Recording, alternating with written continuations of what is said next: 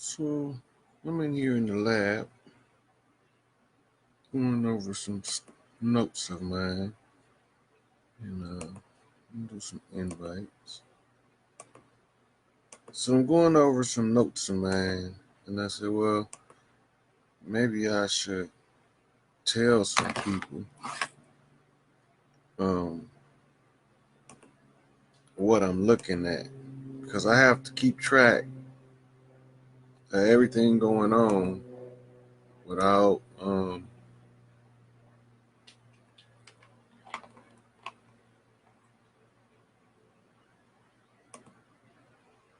getting information directly from a news feed or a news source, right? So I'm gonna do a couple more invites. I'm gonna do a little investigation in this Bible study situation here. Um,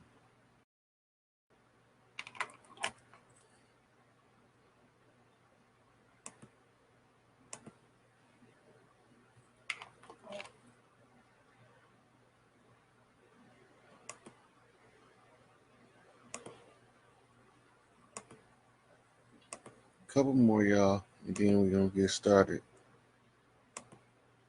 with the study. All right, that's enough. So I was in here going in the Bible, and I was saying to myself, most people don't even know what this book is. They think it's a book designed to teach religion. We'll point a couple things out in the Bible. All right, now look, this is one book, right? The Holy Bible, one book. But the book is broke up into 66 books. The Catholic Church took out 14, right? So it was 80 at the establishment of the book as a text in the Council of Nicaea in 325. So they put 80 books. Now, the significance of the number 80 is it's called the Queen's number. 80, 88.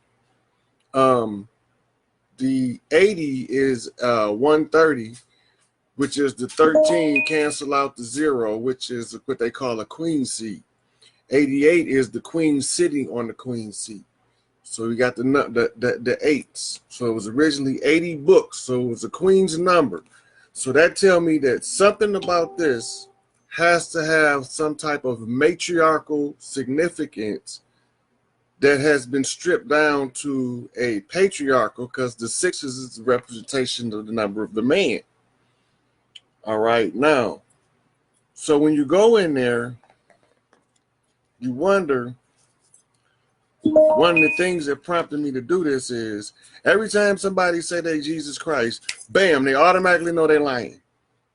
And it's almost always the same. Some white dude with a beard, stringy hair, they say Jesus look like Caesar Borgia. But they automatically know he lying, but don't nobody know why the media and churches know he lying. We finna find out today how they know when a false Christ proclaim themselves to be the Christ or call themselves Jesus Christ. I'm gonna show y'all how the churches know, and they've been hiding it from the people all this time so that they can keep tabs on false Christ and what the real deal is. So they'll be able to distinguish the one who is really the chosen one versus the ones who are imposters. So we finna get to that in 1 minute.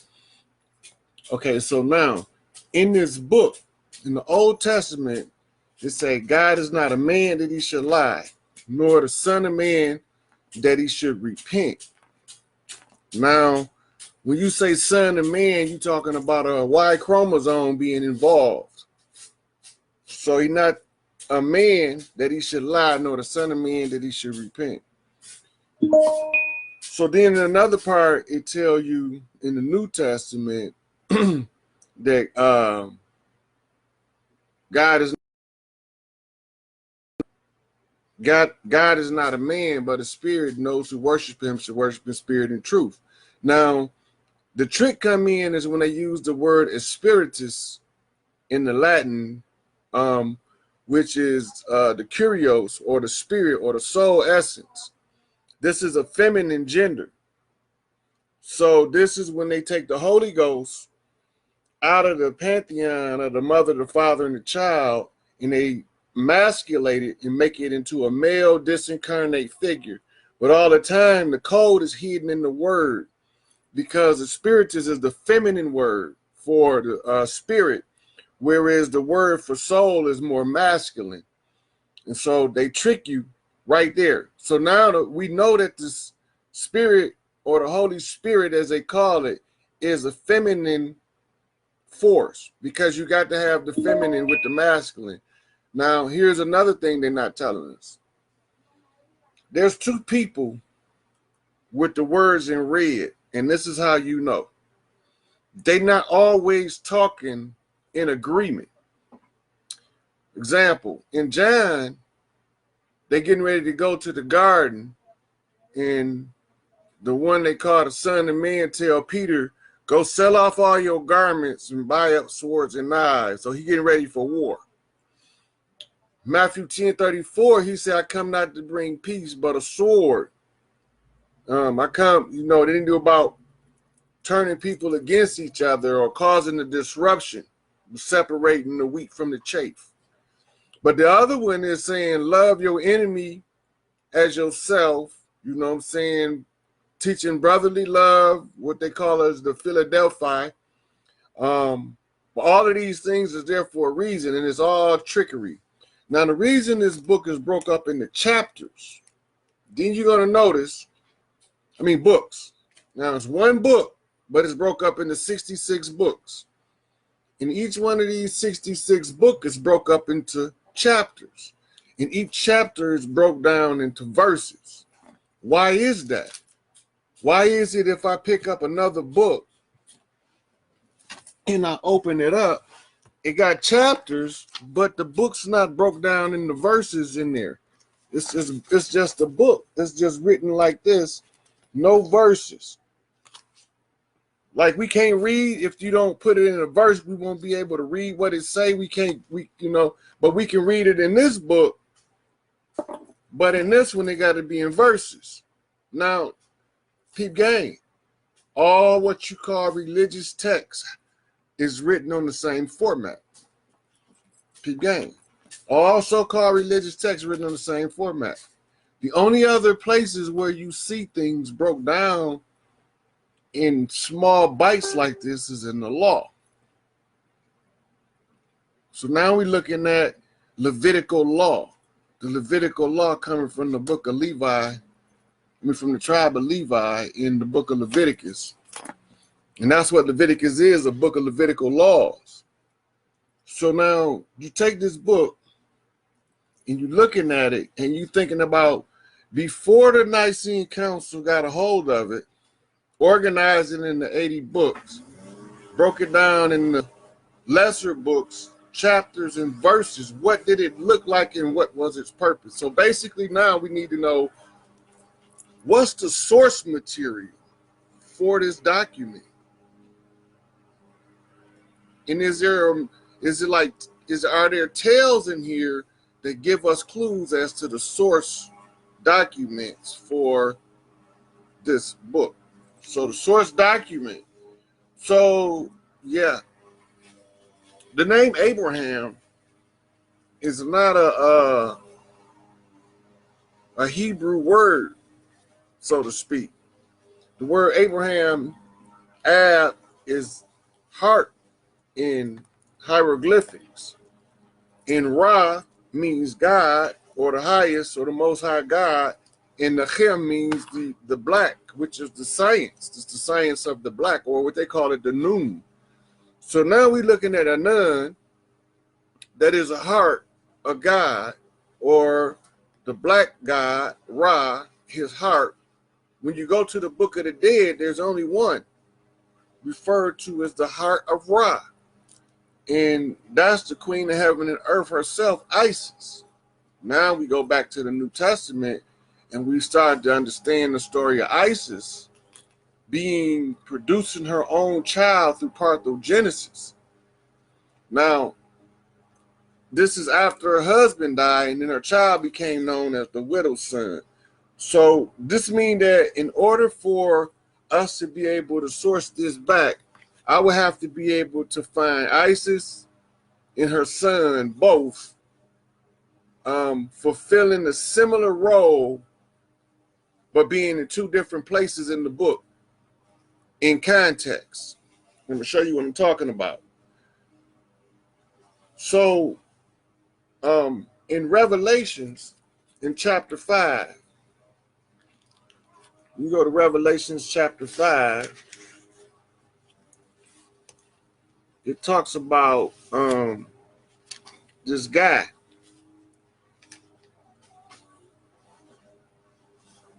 In verse 7, and he came and took the book of the right hand of him that sat upon the throne. And when he had taken the book, the 4 beasts and the 24 elders fell down before the Lamb, having every one of them harps and golden vials full of odors, which are the prayers of the saints.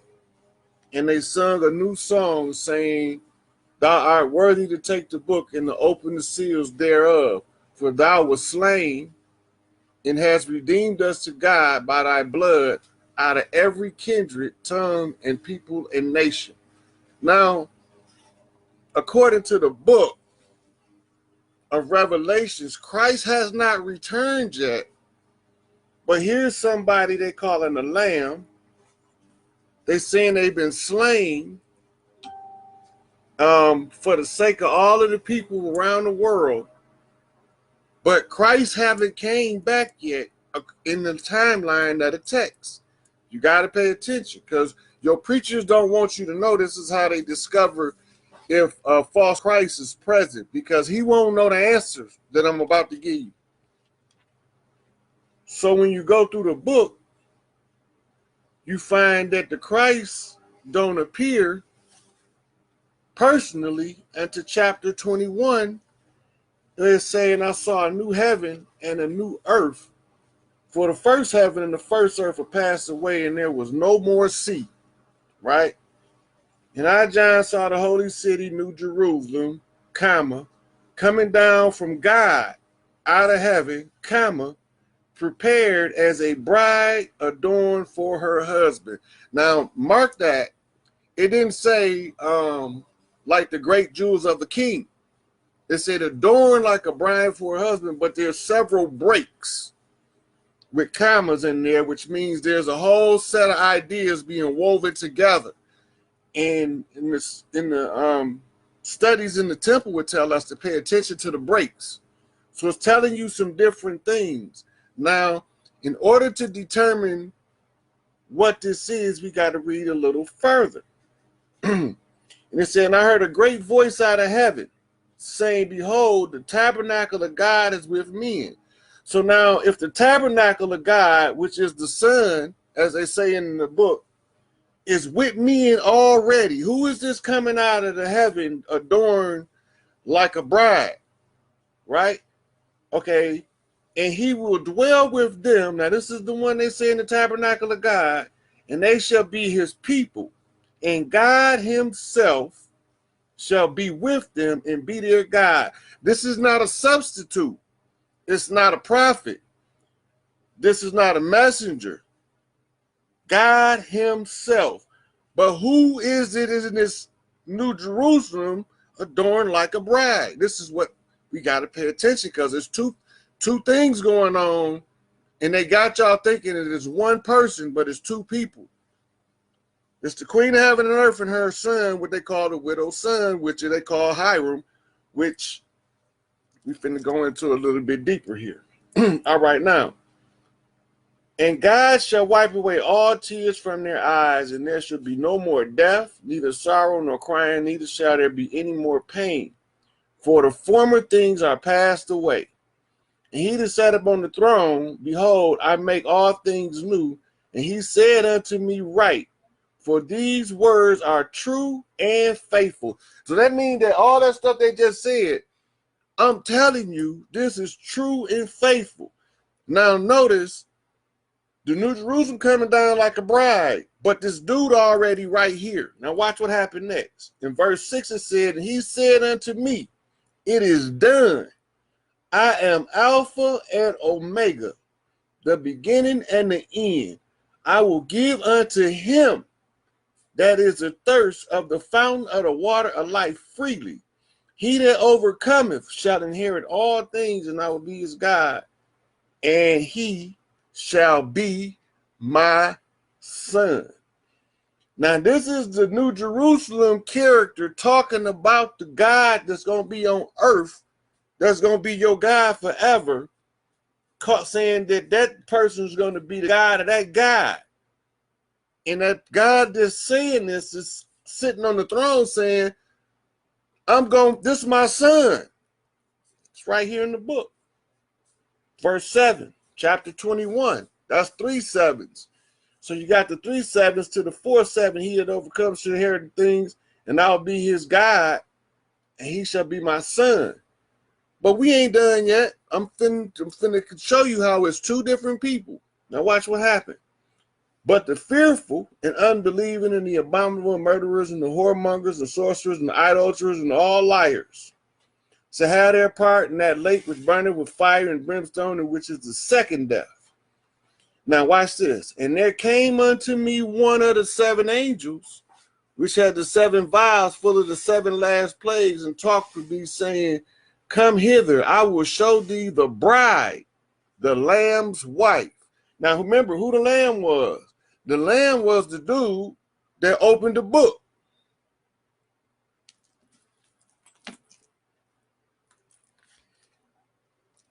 Book of death, or the book of the knowledge, and the book of life.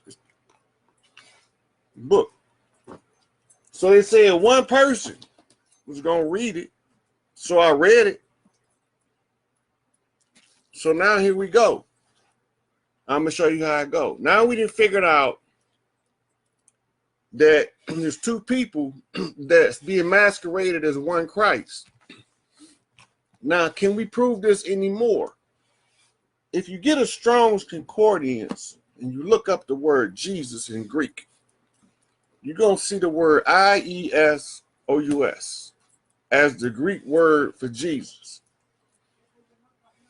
And that pronounced is Isos or Isus.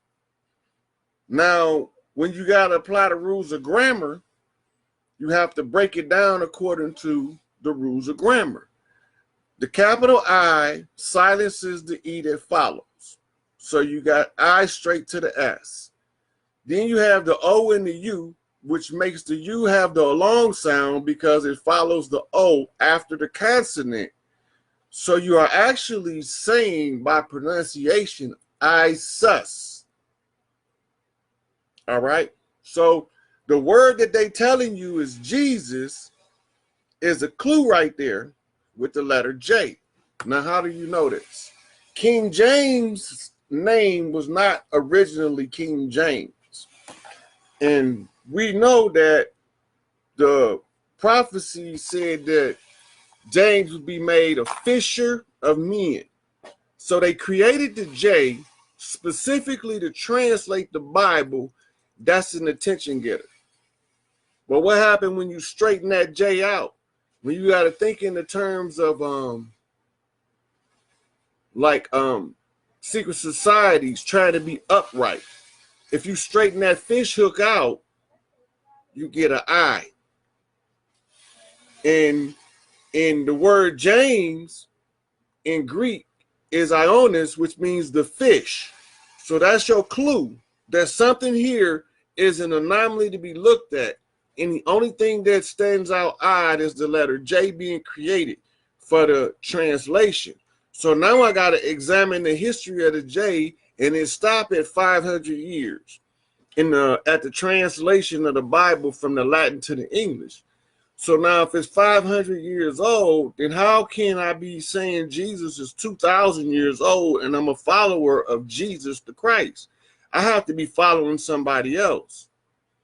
So is there anything in the Bible that would lead me to say that the name that they would be giving us may be the wrong name on purpose in order to deceive us into calling on something that don't exist. There's a verse in there where the disciples come to and say, I have cast out devils, healed the sick, raised the dead, all in your name. And they say, and the Christ turned and said, get thee hence, I know you not.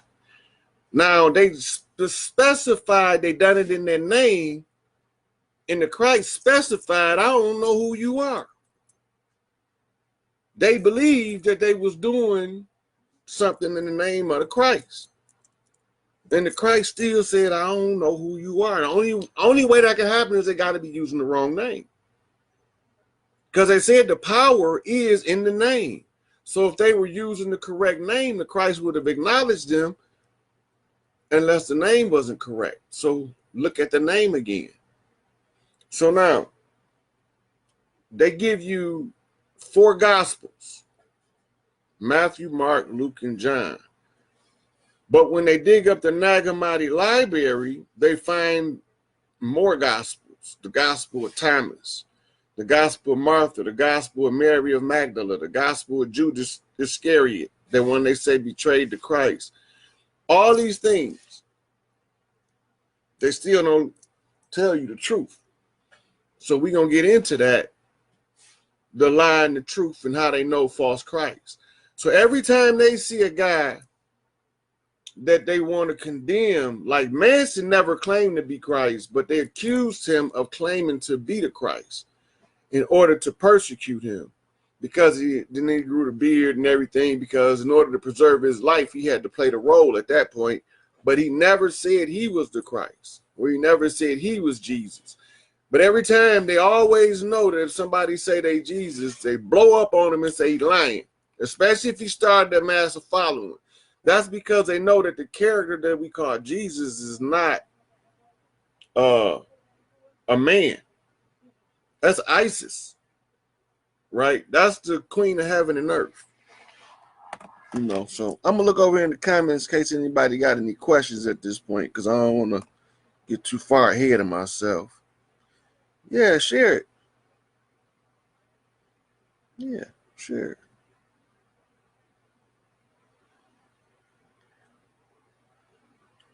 Okay.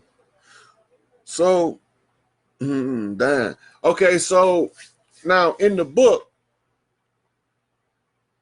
they have you believing that it's one person, because the person that tell you that ISIS is one person and the Son of Man is another one didn't tell you why.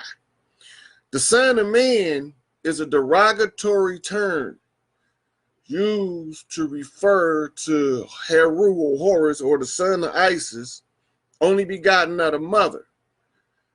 And they call him Son of Man because he was supposed to be born in an immaculate, semen-free birth, an immaculate conception, the clean conception. He wasn't no semen involved. It was parthenogenesis, which caused the war in heaven eventually, because all of those hater gods, those lesser gods that thought they was able to do what the queen can do, found out that they can't, and they don't have permission to do things on her level anyway, because they don't have no mitochondrial rights. The mitochondrial rights is the right to pass the heredity through the mitochondrial line first. And that's what made it be a big deal by her producing a child. There's nobody to contest the inheritance, in which they tried to hold it up for thousands and thousands of years, but it's time to pay the piper. So when y'all see this book, and then this book, and you know, this is the work. When you do a PhD, you got to be able to show the work. So when the elders come to me, I got to be able to show the work. But not only do I got to be able to show the work, I got to make it plain enough for a baby to understand it. So I did the reverse order. You know how you go do research, right? And you take your notes and then you write all of your thesis. And then you tag your notes in there. Well, I did exactly the opposite. I took the page that would be my notes, photocopied them, and I wrote my research analysis as I went through the process. See, that's even, because now I don't have to say, I found it there. Here's a picture of it. It's right here. This is what I'm reading. You can analyze it, and this is what I'm seeing while I'm analyzing it, and this is the effect that I'm getting from it. Some of these things is just so amazing to me. Like, I have found a picture of Sophia Loren before the Sphinx, and I analyzed her name, Sophia Loren, and found out that it literally means Sophia, the wisdom of the great mother, and the Loren, or the parcel of laurel trees, or what they would call in Gaelic a Rodney. Ain't that something? It's got my name by translation, and that's how you, when you're reading the signs. And then in this one, it's in this one. Well, I ain't gonna do all of that. But when you're reading the signs, you run across anomalies. So you got to know how to read the synonym, the homonym, antonyms. You got to know how to read the anagrams. You got to know how to read the third count, the seventh count, different counts according to your life path number. Then you have to be able to apply the numerology. But when you get through in the Revelations, you find that this queen, because if you look at the stela in Egypt, only the queen can crown the king. And you look at it, there was a mitochondrial heir that predated the son, which was the daughter. We call her Neith. So you see Isis and Neith together putting the crown on the head of the son as they crown him King of Kings, Lords of Lords. I thought I got a picture of it in here. It's one of these. Gotta have a picture of that.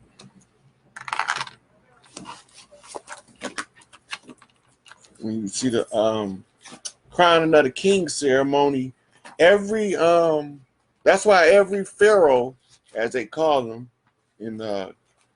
why every one of the pharaohs had a coronation with two women crowning them.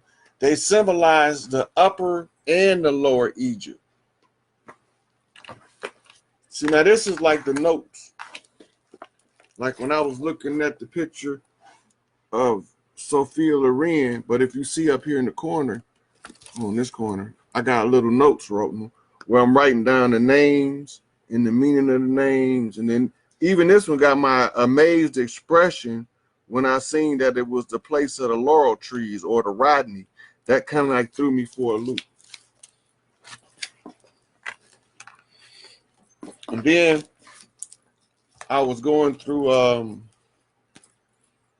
other stuff, like my one of my godmothers was May Francis, and May 5th, when the cathedral got zapped by the ship. That kind of took me for a loop, because it was a sign that I was looking for, because that's where they killed Jacques de Molay. And it might be at the end. Yeah, here we go, right here. So when you're looking for the crowning ceremony in the hieroglyphics, this is what it looked like. This is what they describe in the book of Revelations. Now you notice right here, you got Horus in the background, because this is becoming an avatar, so to speak. But now here, you have the two queens. You know, you have the queen mother, and then you had a queen Neith. So these two right here are crowning him, Horus, Heru, King Horus. She's crowning him actually Pharaoh, but he's embodying the avatar of Heru, the warrior god. So at the time that this one is being embodied,